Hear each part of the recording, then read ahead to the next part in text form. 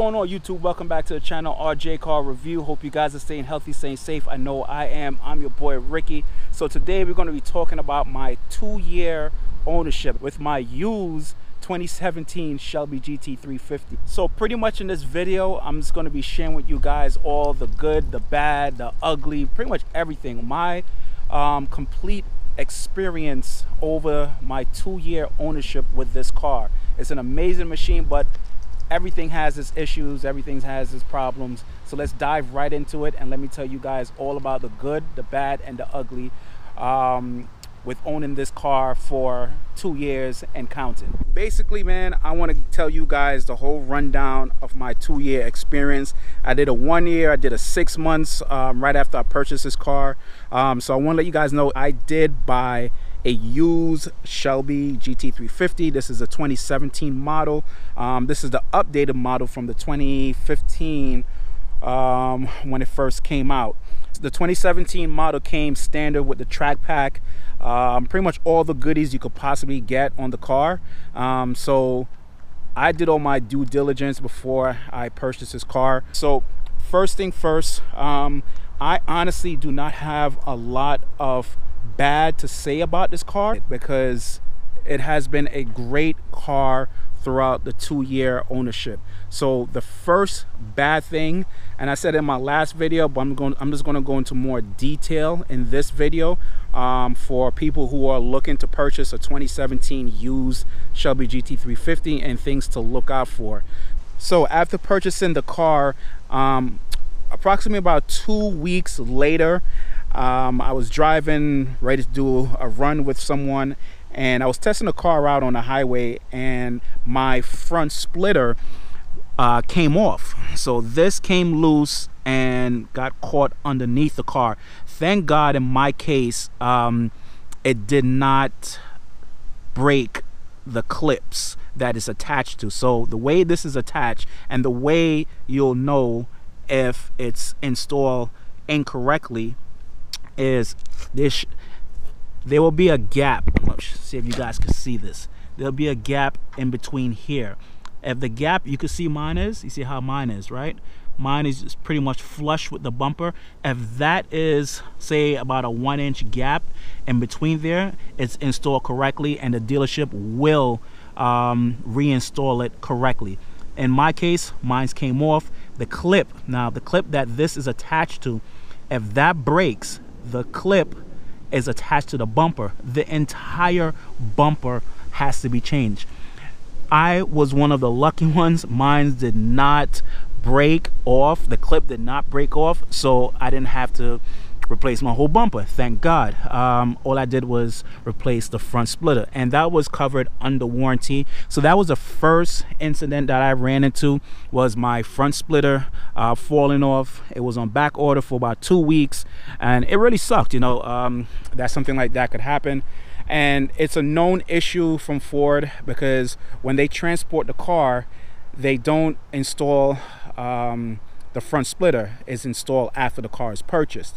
But if you happen to buy yours used and say it had low mileage like mine did, mine had 800 miles. So I guess whoever had it first didn't realize it, never really did any kind of high-speed test because I was going really fast. I thought it hit a bump or something like that, or a dip in the road, but it didn't. There was no scrapes underneath it, and it literally just, it came loose and it was stuck underneath the car. And like I said, man, thank God that the clips didn't break, because that would have been 10 times worse and the whole bumper would have to be replaced. So the next thing, and these are not major, this is no major problems, you know, like this is simple problems that I had. It's nothing crazy for me to really report to you guys, which is a good thing. You know, I got a good car. You know, a lot of people out here have oil consumption, motor problems, transmission problems, and you hear nightmares about, you know, some people's experience with this car. Another known issue is the panel gap. So I ran into this problem, and you know what, it might have been something that I overlooked when I first purchased it, but I realized it after time, and it does happen after time, that the bumper and the quarter panel, you see right now, this is pretty this is pretty good. It's better than what it was before. I had a big, maybe like it was almost like a 2-inch gap from this side. The other side was good, and I got that covered under warranty. And you can take a look at this side. And like I said, this is minor stuff. You know, I'd rather something like this where I bring it into a dealership, they fix it for free under warranty, and everything is covered. And it's, you know, I think it took them about a day or so for them to fix that. And, you know, it was something simple. Another issue that I had was, let's go onto the passenger side. So over time, I don't know how on earth the door actually shifted. I don't know how it shifted, but it did. You see how that is? Nice seams, right? So over time, I realized that when I was washing the car, that it was rubbing against the fender, and it started to scratch the paint. Again, brought it down to the dealership. My service advisor looked at it, said no problem. Took them about maybe 5 hours. I brought it down in the morning, and they fixed it, and everything was all good. So, you know, again, nothing major. And I have to actually tell you guys, so the splitter wasn't the first problem that I had. The first problem was, let me open the hood and I'll show you guys. I know it's very dirty in here. All right, so the day I bought this car, it was my birthday, July 18th. Of course, it's right in the middle of summertime, and I was kind of pissed off at Carvana and called them up for this problem that I had. And it was huge because right in the middle of summer, my AC didn't work. The AC condenser was busted. And I actually looked at it and realized that the belt and the AC pulley was all messed up. It was like kind of shredded, and you could see, I'm sure you could see the AC condenser. So that was also covered under warranty. And honestly, when it first happened, I was like sick to my stomach, man, because it was right in the middle of summer. I wanted to drive the car and I was excited. And when I brought it down to the dealership, they said the AC condenser was on back order. It was going to take like a week. And it's like, you know, you could leave the car down here for a week, or, you know, you could drive around with the windows down. I drove around with the windows down in the summertime. I had no problem driving the windows down, so it was all good. So that was actually the first problem that I had with the car, was the AC condenser, and then it was the front splitter. And again, it's nothing major, covered under warranty. So the other thing that happened was the spoiler. So my rear spoiler, for some reason, I don't know, over time it became loose. One day I was washing the car, I saw a big crack in the spoiler, and that was also covered under warranty. So brand new spoiler, and also the stripe here was replaced, because this was pretty much seized onto the stripe. So when the mechanics were trying to take off the spoiler, this also came off with the spoiler, so they had to order a new stripe, and this was also on back order. I mean, everything that went wrong with this car that I had to replace was on back order. Every freaking thing. It was so freaking annoying. I think the wing was the only, actually no, this was on back order too. So I had to wait a week for this. Also I had to wait a week for this. So altogether it was about 2 weeks. Brought it in. They did it within they did it in 1 day, had my car the next day. All right. So I think that's all the issues that I've had with the car overall. Nothing major to report to you guys. Transmission issues, nothing.